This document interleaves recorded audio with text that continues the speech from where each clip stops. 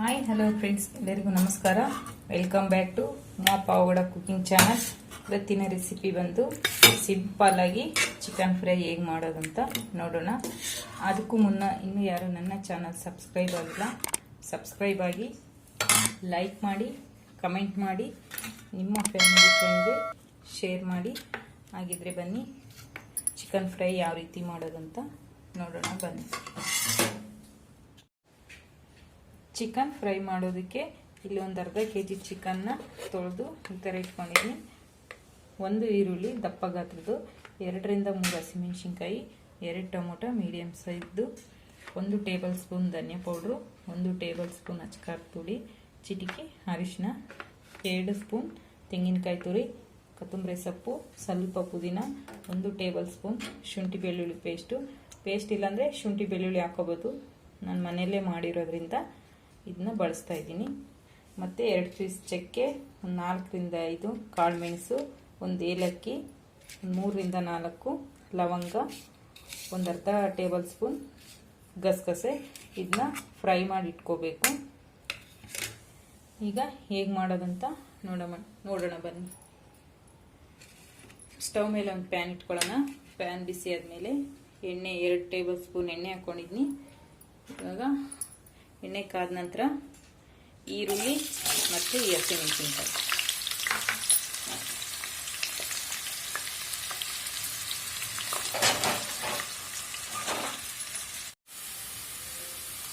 ನೋಡಿ, ಈರುಳ್ಳಿ ಬೆಂದಿದೆ. ಈ ಟೈಮಲ್ಲಿ ನಾವು ತೊಳೆದಿಟ್ಕೊಂಡಿರೋ ಚಿಕನ್ ಹಾಕೋಣ.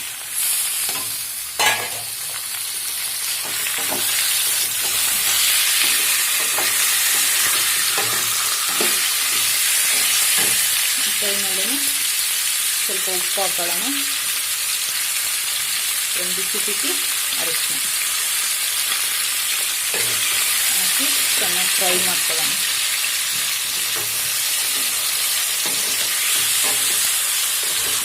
ಚೆನ್ನಾಗಿ ಇದರಲ್ಲಿರೋ ನೀರೆಲ್ಲ ತುಂಡಬೇಕು, ಆ ಥರ ಫ್ರೈ ಮಾಡ್ಕೋಬೇಕು.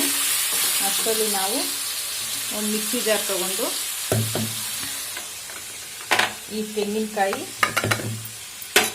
ಮತ್ತು ಇದು ಚಕ್ಕೆ ಲವಂಗ ಗಸಗಸೆ ಏಲಕ್ಕಿ ಇದೆಲ್ಲನ ರುಬ್ಬೋಣ. ಮತ್ತು ಇದಾದಮೇಲೆ ಅದನ್ನೊಂದು ಬೌಲ್ಗೆ ಎತ್ತಿಟ್ಕೊಂಡು ಈ ಟೊಮೊಟೊ ಮತ್ತು ಈ ಕೊತ್ತಂಬರಿ ಸೊಪ್ಪು ಇದು ರುಬ್ಕೋಬೇಕು. ಇದಾಗ್ತಾ ಇದ್ವಿ ಇದೆರಡು ರುಬ್ಕೊಬಿಡೋಣ ಬನ್ನಿ. ನೋಡಿ, ಚಿಕನ್ನಲ್ಲಿರೋ ನೀರೆಲ್ಲ ಬಿಟ್ಕೊಂಡಿದೆ.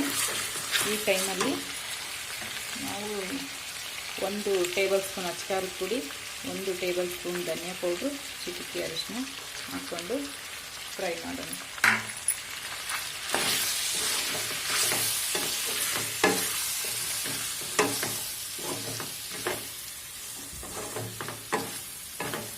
ಈ ಥರ 1-2 ನಿಮಿಷ ಫ್ರೈ ಮಾಡ್ಕೊಳ್ಳೋಣ.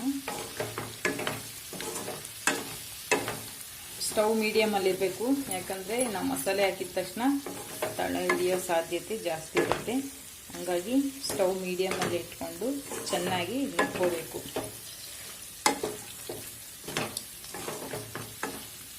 ಚಿಕನ್ ಫ್ರೈ ಒಬ್ಬೊಬ್ಬರು ಒಂದೊಂದು ಥರ ಮಾಡ್ತಾರೆ.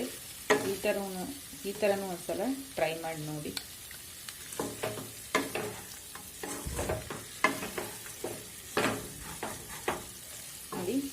ಹೀಗಾಗಿದೆ. ಈ ಟೈಮಲ್ಲಿ ನಾವು ಶುಂಠಿ ಬೆಳ್ಳುಳ್ಳಿ ಪೇಸ್ಟ್ ಇದರಲ್ಲೇ ಹಾಕಿದ್ನಿ, ಮತ್ತು 2 ಟೊಮೊಟೊ ಮತ್ತು ಕೊತ್ತಂಬರಿ ಸೊಪ್ಪು ಇದೆಲ್ಲ ಮಿಕ್ಸಿಗೆ ಹಾಕಿ ರುಬ್ಬಿರೋದು ಈ ಟೈಮಲ್ಲಿ ಹಾಕ್ಕೊಳ್ಳೋಣ. ಇದು ಹಸಿ ವಾಸನೆ ಹೋಗೋವರೆಗೂ ಫ್ರೈ ಮಾಡಬೇಕು.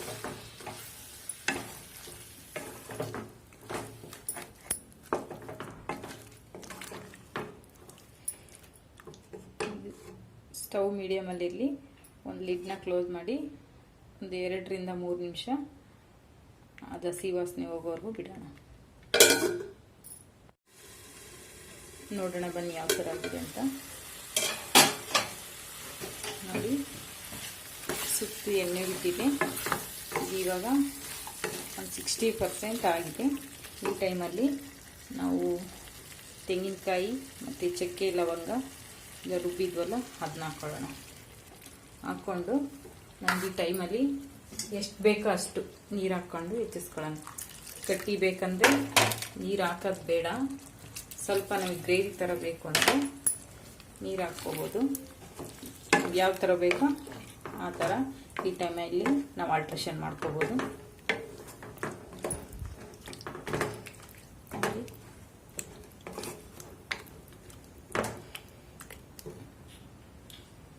ನಮಗಿನ್ನೂ ತೆಳುಬೇಕಂದ್ರೆ ಇನ್ನೊಂದು ಸ್ವಲ್ಪ ನೀರು ಹಾಕ್ಕೊಂಡು, ಜಸ್ಟ್ ಮುದ್ದೆ ಅನ್ನಕ್ಕೆ ಬೇಕು ಅಂದರೆ ಇನ್ನು ಸ್ವಲ್ಪ ನೀರು ಹಾಕ್ಕೋಬೋದು. ಚಪಾತಿ ಪೂರಿಗೆ ಬೇಕು ಅಂದರೆ ಇಷ್ಟೇ ಸಾಕು.